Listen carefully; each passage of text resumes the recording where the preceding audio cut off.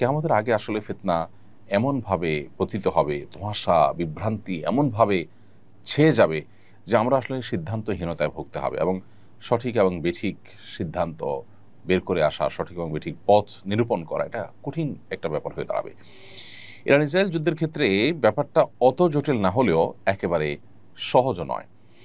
একদিকে আমরা জানি যে ইরান তারা আমাদের কেবলাকে কেবলা মানে, আমাদের রসুলকে রসুল মানে ইরানের শিয়ারা। অপরদিকে আমরা এও জানি যে শিয়াদের একটা গ্রুপ তারা ইসলাম থেকে খারিজ হওয়ার মতো বিশ্বাস লালন করে। যদিও শিয়াদের মধ্যে আর অনেক গ্রুপ আছে যারা অনেকেই আছেন যে ইসলাম থেকে খারিজ হওয়ার মতো বিশ্বাস লালন না করলেও ভয়াবহ বিদায়াতে তারা লিপ্ত এবং সুস্পষ্ট বিভ্রান্তি এবং গোমরাহিতে তারা আছে। এ ব্যাপারে সারা বিশ্বের আহলে সুন্নাহ ওলামা ইকরামের কারোরই কোনো দ্বিমত নেই। চার মাযহাবের সমস্ত ওলামা ইকরাম এবং আপনার সমস্ত আইম্মা হাদিস মুহাদ্দিসিন সবাই প্রায় একমত। এটা একটা বাস্তবতা।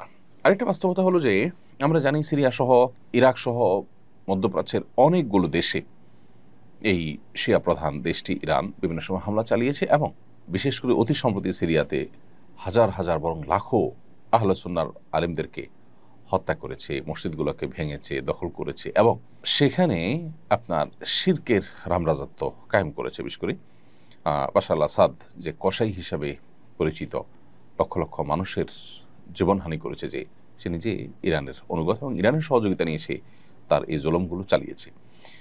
তো এটা একটা বাস্তবতা।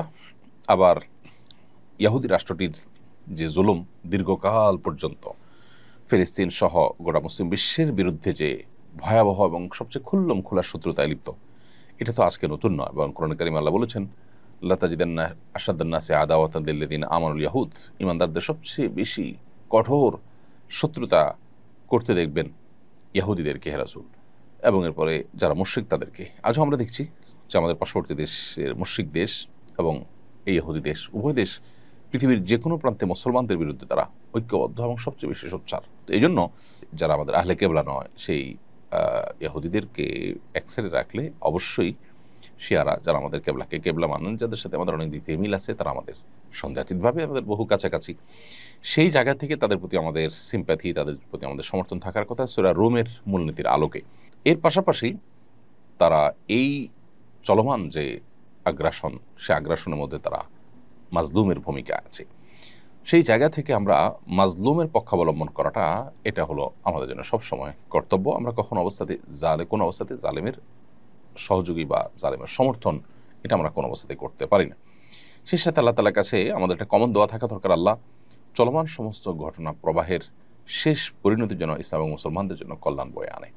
সে দোয়াটা আমরা মনে প্রাণে আল্লাহ তাআলার কাছে বেশি বেশি নিবেদন করব এবং সকল প্রকার জুলুমের অবসান, জালেমের পতনকে আমরা আল্লাহ তাআলার কাছে কামনা করব কায় মনোবাক্যে।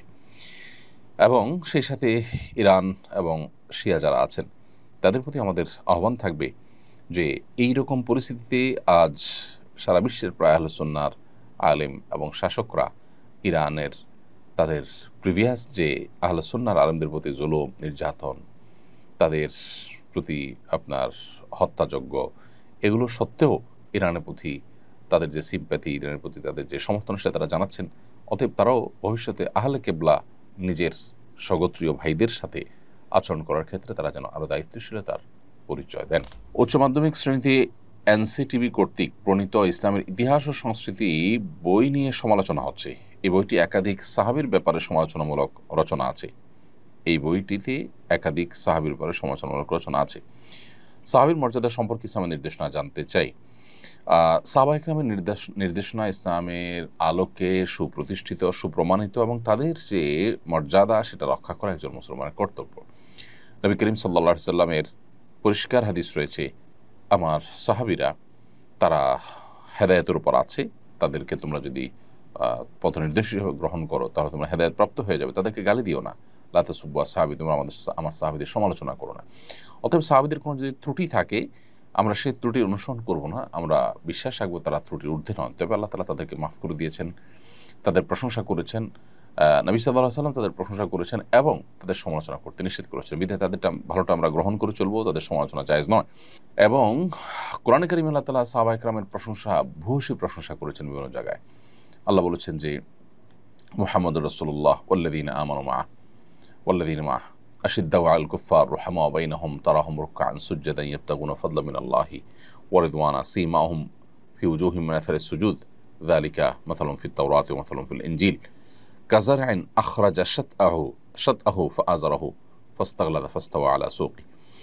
এই যে মুহাম্মদ রাসূলুল্লাহ ওয়াল্লাযীনা মাআহ, এই আয়াতে আল্লাহ তাআলা সাহাবীদের কথা বলেছেন যে মুহাম্মদ আল্লাহর রাসূল ওয়াল্লাযীনা মাআহু আশিদ্দাউ আল কুফার, এবং যারা তার সঙ্গে আছেন তারা কাফিরদের উপরে কঠোর, পরস্পর তারা বিনয়ী, বিনম্র, একে অন্যের প্রতি দয়ালু। তারপর তাদেরকে সবসময় দেখবেন রুকুতে সিজদাতে তারা আল্লাহর সন্তুষ্টি শুধু আশা করে, এবং তাদের সিজদার আলামত তাদের চেহারায় ফুটে ওঠে। আর অনেক প্রশংসা আল্লাহ তাআলা তাদের করেছেন। আল্লাহ বলেছেন রাদিয়াল্লাহু আনহুম ওয়া রাদু আনহু, তাদের প্রতি আল্লাহ তাআলা সন্তুষ্ট হয়েছেন, তারা আল্লাহর প্রতি সন্তুষ্ট হয়েছেন। নবী সাল্লাল্লাহু আলাইহি সাল্লাম বলেছেন উহুদের বদর যুদ্ধে অংশগ্রহণকারী সাহাবীদের পরে মালুম আশাইতুম কদ গাফারাল্লাহু লাকুম, তোমরা যা ইচ্ছা করতে পারো আল্লাহ তাআলা তোমাদের ক্ষমা করে দিয়েছেন। এই হাদিসগুলো সবগুলো প্রমাণ করে যে নবী সাল্লাল্লাহু আলাইহি সাল্লাম এর সাহাবীদের মর্যাদা আল্লাহ তাআলার কাছে কত বড়। তো এই জন্য আমাদের কর্তব্য হবে আল্লাহ রাব্বুল আলামিনের এই নির্দেশনা এবং নবী সাল্লাল্লাহু আলাইহি ওয়াসাল্লাম হাদিসগুলোকে মাথায় রেখে সাহাবায়ে কেরামের সমালোচনার বাইরে থাকা। সাহাবায়ে কেরামের ব্যাপারে কোরআন এবং সুন্নাতে আরও ভুরি ভুরি হাদিস রয়েছে। আব্দুল্লাহ ইবনে মাসউদ রাদিয়াল্লাহু তাআলা আনহু বলেছেন, মান কানা মুস্তান্নান ফালইয়াস্তান্না বিমান কদ মাত, যে ব্যক্তি আদর্শ হিসেবে গ্রহণ করতে চায় কাউকে, সে যেন যারা মারা গেছেন, অর্থাৎ তাঁর সময় যারা মারা গেছেন তারা হচ্ছেন সাহাবী, তাদের যেন তাদের যেন আদর্শ অনুসরণ করে। উলাইকা আসহাবু মুহাম্মাদিন সাল্লাল্লাহু আলাইহি ওয়াসাল্লাম, তারা মুহাম্মদ সাল্লাল্লাহু আলাইহি ওয়াসাল্লামের সঙ্গীরা ছিলেন, সাহাবীরা ছিলেন। কানু খায়রু হাযিহিল উম্মাহ আবরুহা কুলুবান ওয়া আমাকুহা ইলমান ওয়া আকলুহা তাকাল্লুফা, তারা এই উম্মতের সবচেয়ে শ্রেষ্ঠ মানুষ ছিলেন, তাদের অন্তর ছিল সবচেয়ে পবিত্র, সবচেয়ে এলেমের দিক থেকে তারা গভীর ছিলেন, জ্ঞানের দিক থেকে, এবং লৌকিকতার দিক থেকে সবচেয়ে কম ছিলেন তারা। তো এই যে হাদিসগুলো, এই হাদিসগুলোর আলোকে সাহাবায়ে কেরামের সমালোচনা কোনো ইসলামের ইতিহাসের বইয়ে থাকতে পারে না, সংস্কৃতির বইয়ে থাকতে পারে না।